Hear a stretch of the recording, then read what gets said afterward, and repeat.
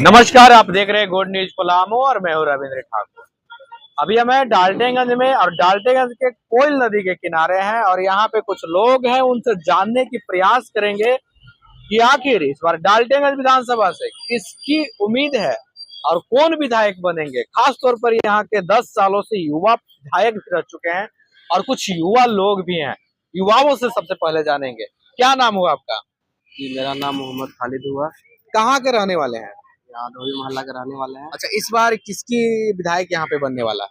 इस बार विधायक हम लोग गठबंधन के गठबंधन के किसका? केंद्र त्रिपाठी। आखिर केंद्र त्रिपाठी क्यों, बीजेपी क्यों नहीं?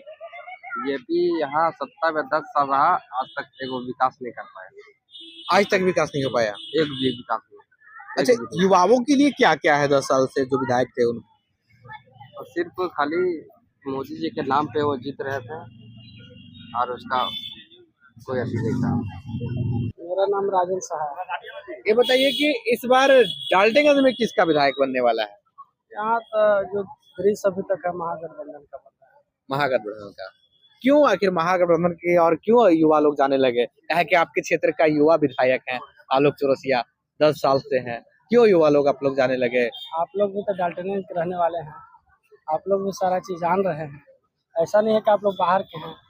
विधायक जी विधायक हैं, लेकिन खास करके वो नदी उस पर ही रह जाते हैं, उनको थोड़ा इधर आने में दिक्कत होता है, इसलिए शहर का विकास नहीं हो पाया है। या शहर पर ऐसा नगर निगम अच्छा काम करता है शहर में, लेकिन शहर में किसी भी कार्य से आना जाना उनका नहीं रहता है, इसलिए शहर में कोई से मिलना जुलना भी नहीं रहता है, इसलिए। अच्छा, क्या कमी है अभी शहर में, क्या रह चुका है ऐसा, क्या काम नहीं हो पाया है? शहर में देखिए विधायक का काम बड़ा ही काम करना होता है। विधायक तो नली गली ठीक है, तो नगर निगम भी कर रहा है, लेकिन जैसे शाहपुर पुल पर जो जाम लग रहा है, घंटों घंटा जाम लग रहा है, इस पर भी आवाज एक दो बार विधानसभा में नहीं उठाए। इसके बदले पार्टी से शशिभूषण मेहता इस पर आवाज उठाए थे, यहाँ से कभी आवाज नहीं उठाए। काम बड़ा काम होना चाहिए यहाँ पर। जो घंटे घंटे जाम रह रहा है, एम्बुलेंस से जो गढ़वा से लोग आ रहे हैं, फसल रह जा रहे हैं, देख कर जा रहे हैं, इलाज नहीं सही पर से हो पा रहा है। यहाँ से 50 किलोमीटर का आवागमन है, नहीं हो पा रहा है। अच्छा, झारखंड में किसकी सरकार बनेगी? झारखंड में अभी कहना मुश्किल है, लेकिन महागठबंधन की सरकार। क्या नाम है आपका? प्रदीप जायसवाल। ये बताइए कि डाल्टनगंज में किसका विधायक इस बार बनने वाला है? हमें तो लगता है वही चौरसिया जी जो है, आलोक चौरसिया। अच्छा, 10 सालों से आलोक चौरसिया रह चुके हैं डाल्टनगंज विधानसभा के विधायक, तो क्या कार्य किए हैं अभी तक? और लोगों को तो मैं जानता नहीं हूँ, इसलिए मैं और लोगों के बारे में तो नहीं बतला सकता। तो बीजेपी के हैं, इसलिए हम लोग समर्थक हैं बीजेपी के, इसलिए जो भी हैं उन्हीं को वोट देना। अच्छा, बीजेपी के नाम पर आप लोग वोट दे रहे हैं। कोई भी प्रत्याशी आ जाता है, आप लोग बीजेपी के नाम पर दे देते हैं? बिल्कुल। विकास हो या ना हो, ना हो। बीजेपी। ऐसे इस बार झारखंड में किसकी सरकार देखना चाहते हैं? झारखंड में बीजेपी की सरकार देखना चाहिए। झारखंड में बीजेपी की सरकार। और कुछ लोग हैं, उनसे जानने के प्रयास करते हैं कि आखिर यहाँ का माहौल किस प्रकार से है और क्या रुझान है और क्या कौन विधायक के प्रति क्या मोमेंट देखने को मिल रहा है। तो कुछ लोगों से यहाँ पे किस तरह से मोमेंट है प्रत्याशियों को लेकर के, क्योंकि लगातार जनसंपर्क अभियान यहाँ के प्रत्याशी चला रहे हैं और लोग लगातार अपने समर्थन में वोट मांग रहे हैं। रॉकी वर्मा कहाँ के रहने वाले हैं? बेलवाटी का। अच्छा, इस बार ये क्या उम्मीद है, किसकी सरकार यहाँ पे, किसकी विधायक बनेगी सबसे पहले? विधायक का देखिए जैसा है कि 3 उम्मीदवार को लेकर, 3 कैंडिडेट को लेकर जो फाइटिंग देखा जा रहा है, और इसमें दिलीप सिंह नामधारी जो कि पूर्व विधायक इंद्र सिंह नामधारी के पुत्र भी रहे हैं, और इंद्र सिंह नामधारी के कार्यकाल में कुछ कार्य भी हुआ था अच्छा, लेकिन ये कहना अभी असमंजस है। उनके पुत्र होने के नाते उनको वोट तो मिलेगा।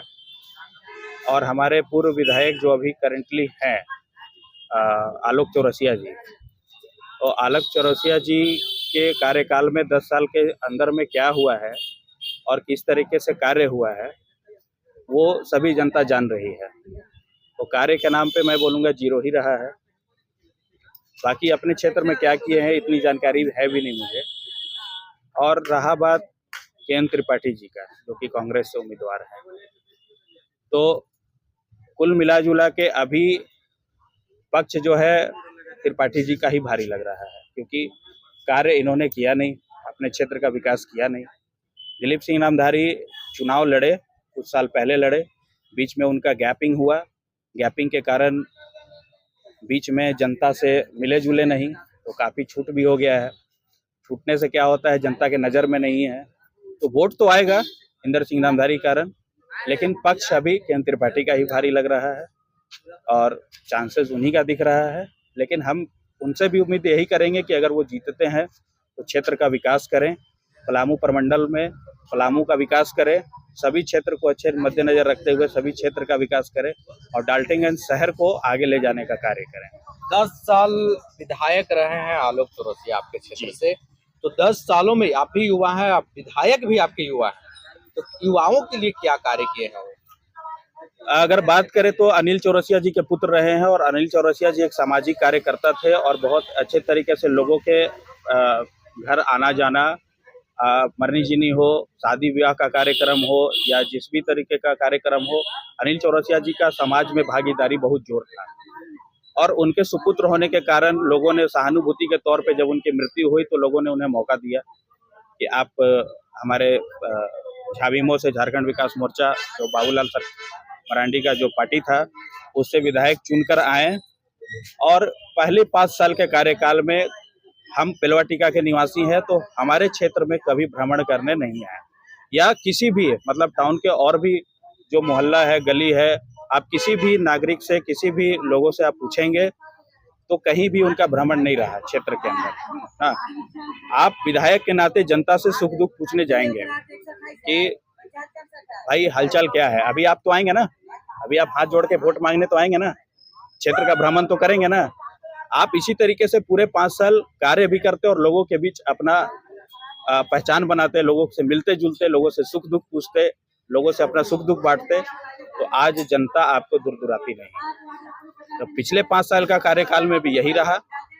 और अगर रोजगार के नाम पे एक आम आदमी को रोजगार के नाम रोजगार देखा जाए, युवा को तो रोजगार ही चाहिए ना, युवा को रोजगार चाहिए और बाकी आम आदमी को सड़क, शिक्षा, पानी, बिजली और स्वास्थ्य, ये 5 चीज चाहिए। तो इस 5 चीजों पे पलामू के अंदर डाल्टनगंज विधानसभा क्षेत्र के अंदर क्या कार्य हुआ है, ये आप भी जानते हैं, लोग भी जानते हैं और हम भी जानते हैं। तो कार्य के नाम पे बिल्कुल जीरो है, कोई कार्य नहीं हुआ है। कुछ कार्य हुआ भी है तो बहुत ही अच्छे तरीके से मैं नहीं बता पाऊंगा क्या कार्य हुआ है, क्योंकि मेरा डाल्टनगंज छोड़े हुए 10 साल हो गया, मैं बाहर ही रहता हूँ, लेकिन अपने क्षेत्र में क्या हो रहा है इसकी जानकारी भी रखता हूँ। तो मेरे को हाँ ये बोलेंगे कि डाल्टनगंज विधानसभा क्षेत्र के अंदर आता है, लेकिन महापौर जो अरुणा शंकर हैं उनके कारण ये विकास आप देख सकते हैं कि ये जो विकास हुआ है, चाहे शहर के अंदर शहरीकरण जो हुआ है, स्ट्रीट लाइट वगैरह लगी हैं, तो महापौर के तौर पे, अध्यक्ष के तौर पे उन्होंने ये कार्य कराया है। इसमें आलोक चौरसिया जी का कोई योगदान नहीं रहा है, जहां तक मेरी समझ है। तो मेरा कुल मिला जुला के इस बार तो उनका वोट नहीं आना है। इंदर सिंह नामधारी के सुपुत्र होने के कारण कुछ वोटिंग उनकी आएगी। पक्ष के.एन. त्रिपाठी जी का ही भारी लग रहा है, लेकिन मैं उनसे भी निवेदन करूंगा कि सभी जात को, अगर आप पंडित जी हैं तो सिर्फ पंडित जी को लेकर ना चलें, आप सभी जात, सभी पात कुछ भी देखें नहीं और अच्छे तरीके से सभी लोगों के साथ दें। आपको जनता चुन कर लाएगी तो आप अपने क्षेत्र का विकास करें, मेरा ये मानना है। भैया क्या नाम हुआ आपका? मेरा सोनू खान नाम हुआ, कहाँ के रहने वाले हैं? शाहपुर। ये बताइए कि आपके क्षेत्र में अभी तक कुल कितना विकास हुआ है?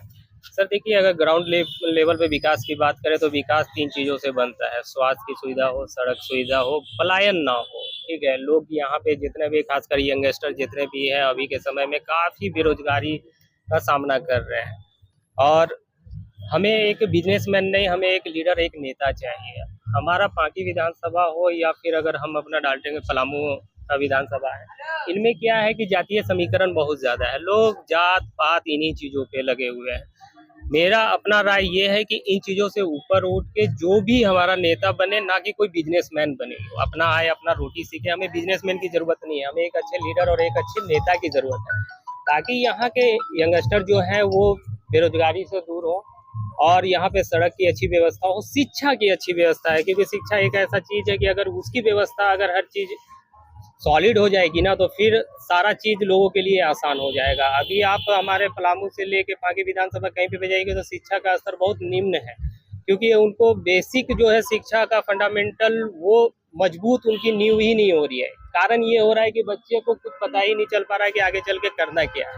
ठीक है, तो दोनों जगह, दोनों विधानसभा में मेरी अपनी राय यही रहेगी कि खासकर शिक्षा पे सुधार हो। ठीक है, और जो नेता वो हो जो ग्राउंड लेवल से गरीबों के बीच में जुड़ा हुआ हो, क्योंकि यहाँ पे दो नाम है ऐसे कुछ, जैसा सर ने भी बताया अभी आपको के त्रिपाठी सर के बारे में। तो वो एक जमीनी नेता है, लोगों के बीच में रहते हैं, कहीं पे सुख हो तो वहाँ पे शामिल हुए, कोई मरनी है तो वहाँ पे उनको देखा जा सकता है आसानी से।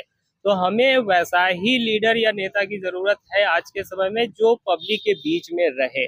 बहुत हो गया, हर चीज, हर लोग अब डेवलप हो रहा है। अब हमारा भी पलामू और पांकी विधानसभा अब इन चीजों से ऊपर उठ के डेवलपमेंट के क्षेत्र पे आना चाहिए।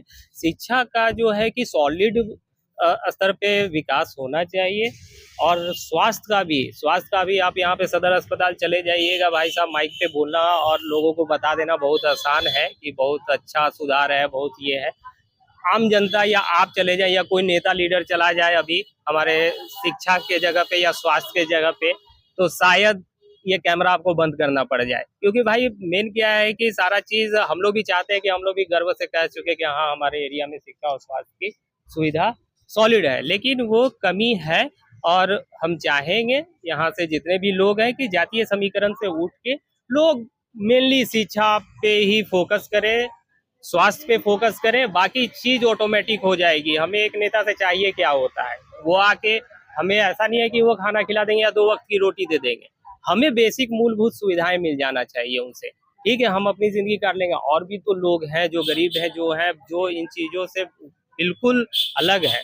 तो इन चीजों को उन्हें ध्यान में रखते हुए और सारी चीजों को, जातीय समीकरण को हटा के डेवलप पे फोकस करें। और भाई हम लोग तो साथ में ही है, जो अच्छा काम करेगा उसके साथ में रहेंगे, और ऑलरेडी हम लोग है भी, ऐसी बात नहीं है। नेता लोग जो है ऐसे चुनाव आते हैं तो बहुत वादे करते हैं, क्या वादे पे खरे उतरते हैं कभी? देखिए, वादों पे तो खरा उनका काम है ना। हम क्या अभी आपको बोले कि हमें एक नेता चाहिए, हमें बिजनेसमैन नहीं चाहिए। बिजनेसमैन का क्या है, अगर वो एक प्रोडक्ट लॉन्च करेगा तो वो अपने जैसे ही उसका मार्केट में लॉन्च होने लगेगा तो एडवर्टाइज, फोटो, हर चीज आने लगेगा। तो ये एक तरह से एडवर्टाइज है, ताकि वो अपने कस्टमर को या फिर अपने पब्लिक को अपने ओर आकर्षित करे।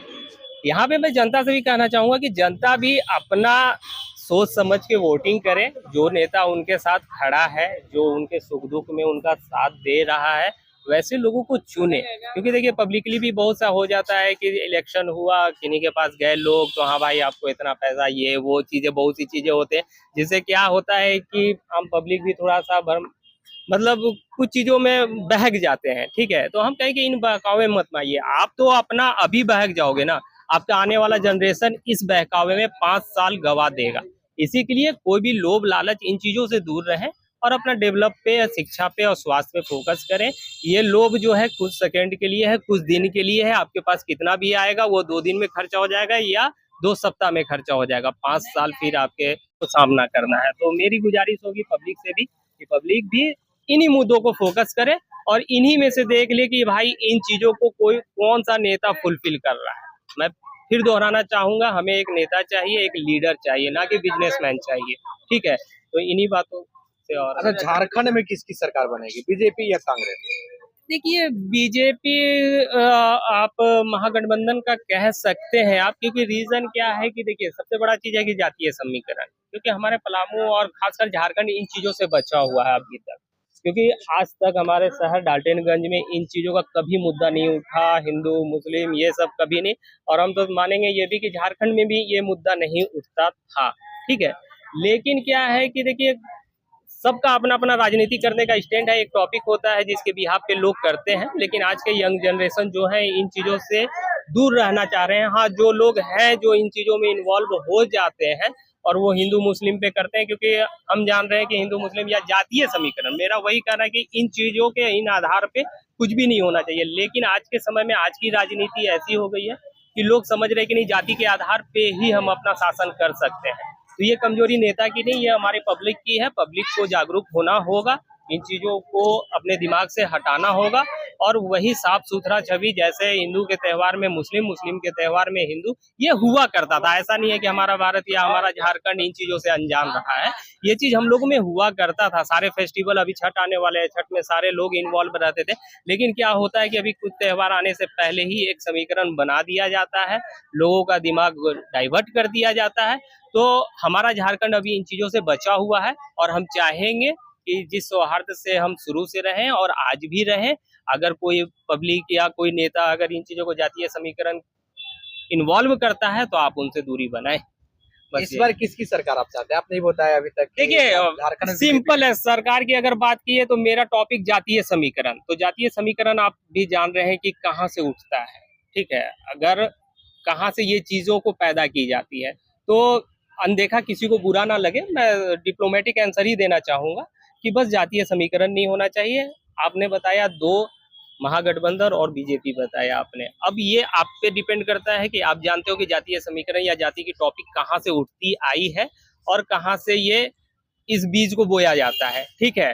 तो यही चीज़ है, तो इसमें किसी को ऐसा नहीं, मैं अपनी राय यही है कि पार्टिकुलर मैं किसी पार्टी को नहीं बोल सकता इसमें। हाँ, रही बात किसी की सरकार, तो मेरा जातीय समीकरण है भाई, जातीय समीकरण से उठ के जो डेवलप पे है, मेरा सपोर्ट उन्हीं की तरफ रहेगा, क्योंकि इन चीज़ों में हमें नहीं पड़ना चाहिए। हमारा झारखंड के अगर इंडिया लेवल पे हमें ग्रोथ करना है तो जाति को मिटाना होगा, और जाति की तो कहीं पे कहना ही नहीं है, और ना ही जाति के आधार पे वोट बैंकिंग का इस्तेमाल हो, ना हो। पब्लिक से भी रिक्वेस्ट है कि जाति के आधार पे और वोट एकदम ना करें।